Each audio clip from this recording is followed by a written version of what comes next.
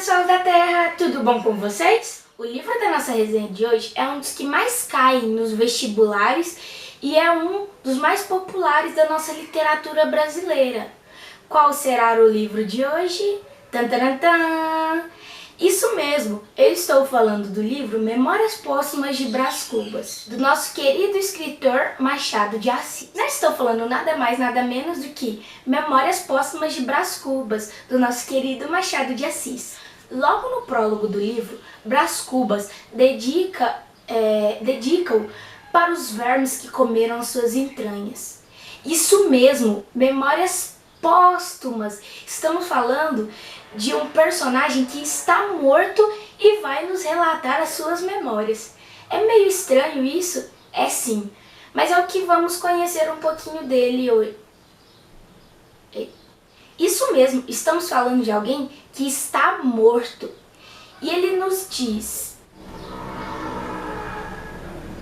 meus leitores, eu poderia relatar como é que eu escrevi essas memórias, como é que eu deixei, o que eu deixei para trás, mas olha, não vou fazer isso porque senão o prólogo vai ficar muito grande.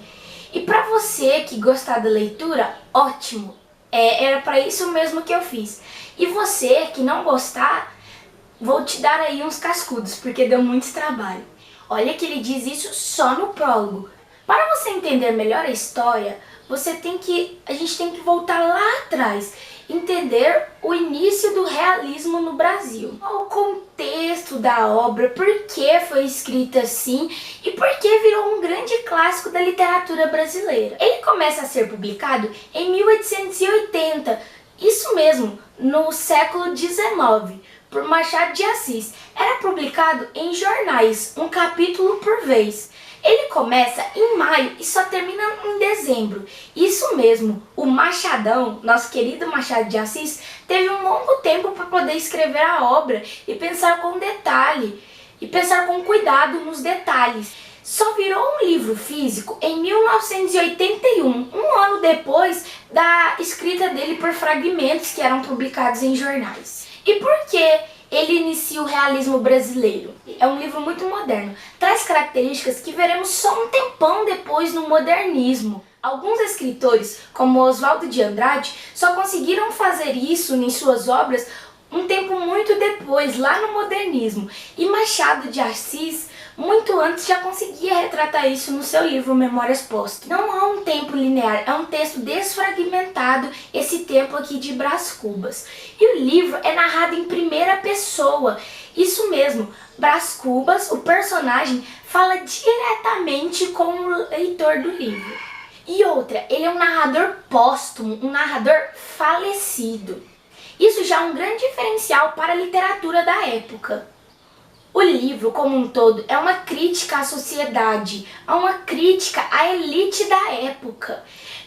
O livro é escrito um pouquinho depois da independência e o povo ainda se perguntava: nós não somos mais colônia europeia, e por que dependemos tanto da Europa, das características europeias, dos costumes, e nos inspiramos tanto na arte e na literatura francesa? Brás Cubas traz essa crítica à sociedade da época, que nunca poderia acontecer no romantismo, onde era criado um personagem que era o salvador da pátria, o herói, e também exaltava a nacionalidade brasileira. O livro de Machado de Assis contradiz completamente o que os escritores da época faziam em suas obras. Afinal, quem é Brás Cubas? Era um cara rico, mimado pelo pai. Ele começa contando assim diretamente pro leitor: hello, eu morri e vou contar a vocês minhas memórias.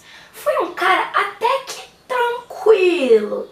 Só que vocês vão ver essa tranquilidade durante a trama do livro. Aí ele começa: na minha infância eu tinha tudo que eu queria, meu pai me mimava. Ele começa a contar a história. Gente, acredita que ele nunca precisou de trabalhar na vida? Ele tinha tudo do bom e do melhor. Era dono de escravos, tinha tudo que ele queria na hora que ele queria. Quando ficou mais velho, foi mandado para Coimbra, em Portugal, para estudar direito. Um tempo depois, seu pai lhe escreve uma carta dizendo que sua mãe estava nas últimas e que era para ele retornar para o Brasil. Ele volta para o Brasil. Seu pai acha melhor ele arrumar uma moça para se casar. Então ele se apaixona por Virgínia. Só que Virgínia não se casa com Brás Cubas. Ele tem muito azar no amor. Virgínia acaba se casando com Lobo Neves, um político rico da época. Então, Brás Cubas acaba virando amante de Virgínia. Lobo acaba recebendo uma proposta fora do Rio de Janeiro da política. Brás Cubas deixa de ser amante de Virgínia e passa a se apaixonar por uma moça manca, uma moça coxa. E ele pensa, oh não, isso não vai dar certo. O que a alta sociedade vai pensar de mim? Um cara rico, posso tudo, posso escolher a mulher que eu quero com uma moça manca. Durante o desenrolar da história, você vai ver que Brás Cubas representa um legítimo burguês da sociedade do século XIX. O livro, de fato, critica isso, a soberania da elite carioca nessa época. Brás Cubas só se liga para isso, para sua riqueza, no que os outros vão pensar. Em uma parte do livro, ele até diz que nunca usou de seu suor para conquistar o seu dinheiro. Quer dizer que ele nasceu rico, ele nunca precisou trabalhar, nunca precisou se esforçar na vida para ter dinheiro, ele era da elite. Brás Cubas conversa tão diretamente com o leitor que você nota que o texto é um texto metalinguístico. Você pode notar isso em todos os textos, onde Brás Cubas, o personagem, fala diretamente com o leitor. Tem uma parte engraçada que ele até nos culpa, dizendo: vocês, leitores, são a pior parte desse livro. Que audácia de Machado de Assis impor seu personagem Brás Cubas a dizer isso aos leitores do seu próprio livro. O livro é muito engraçado, ele tem esse humor ácido, mas sabe por que esse deboche? Justamente porque o personagem principal, Brás Cubas, está morto. Ele pode dizer o que lhe der na telha. O que você vai fazer? Processar? Vai lá pedir satisfação a ele? Como? Se ele está morto. Brás Cubas, em toda a obra, mantém essa linguagem metalinguística, esse humor ácido e uma sinceridade, hashtag o sincerão. No final, percebemos que Machado de Assis traz Brás Cubas como um personagem universal. Brás Cubas tem todos esses lados, é essa alegoria do século XIX. Ele morre aos 64 anos. E sabe quantas pessoas vão ao seu velório? 11 pessoas. E ele ainda se acha um cara estimável, um cara de suma importância para a sociedade, que vai fazer uma falta danada. Será mesmo? No último capítulo, ele diz: olha, leitor, eu acho que eu estou melhor que você. Sabe por quê? Pelo menos eu não tive filho. Não tive que passar esses horríveis valores que a sociedade nos dita. Brás Cubas é um cara fenomenal, é uma alegoria. Ele representa bem a elite carioca da época.